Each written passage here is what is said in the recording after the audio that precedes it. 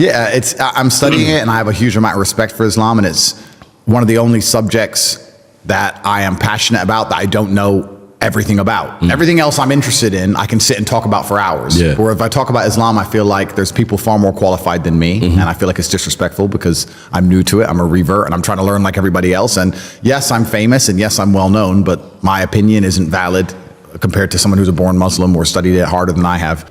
You know the best thing about Islam? The best thing about Islam is how simple it is, because there's wrong and right. Well, it's wrong and right. I mean, you look at other religions and it's also subjective now. Yeah. And that's why I've said many times on different podcasts that it's the last true religion. If you don't have a strong barrier, if you don't have a yes and a no, you don't have a religion. If you tolerate everything, you stand for nothing.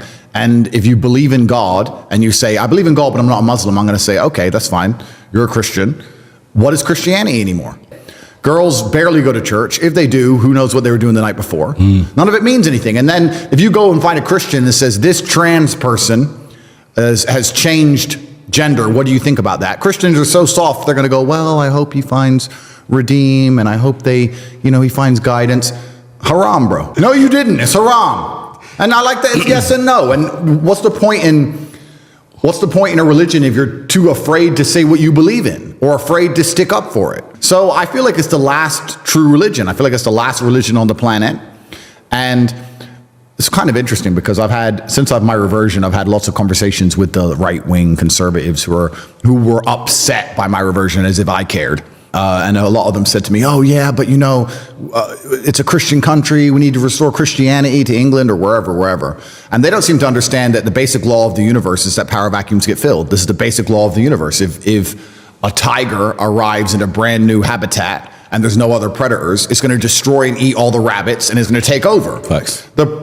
Anyone who's in the West who's concerned about the spread of Islam should be more worried about the absolute fall of Christianity. The reason people revert to Islam is because they're looking for God. This is the Islamic Republic of Great Britistan, and the thing about it, but the thing about it is, it's not even about numbers. It's about strength of belief. If you wake up and you want to truly live a religious life, and you want to feel like you have religious conviction, and you want to feel the fraternity of a religious life, and you want to have the boundaries and constraints of a religious life, you're going to be attracted to Islam. You're not going to be attracted to Christianity because you can wake up and say, I'm a Christian, and nothing changes. Yeah. Nothing changes and nobody cares. And that is Christians' fault. I find it very, very interesting that Christians look at Islam as a threat as opposed to just understanding that it is a massive power vacuum because Christianity feels godless, and you do not feel God in Christianity anymore. And that's the reason that people are so attracted to Islam. That's the reason I was attracted to it, because I respect it.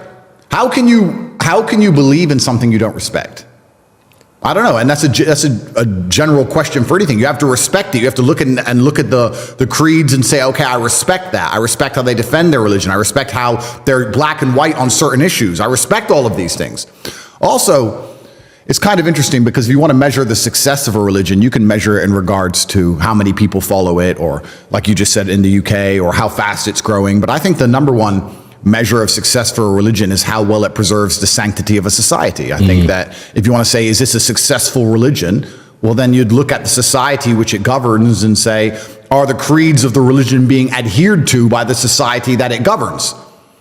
I would argue that most Islamic countries have an Islamic feel. I would argue you'd avoid a lot of the LGBT garbage. You'll avoid a lot of the woke insanity. You'll avoid a lot of the feminism, which has destroyed the West, and all these things, because Islam is being adhered to and it's keeping the society functioning.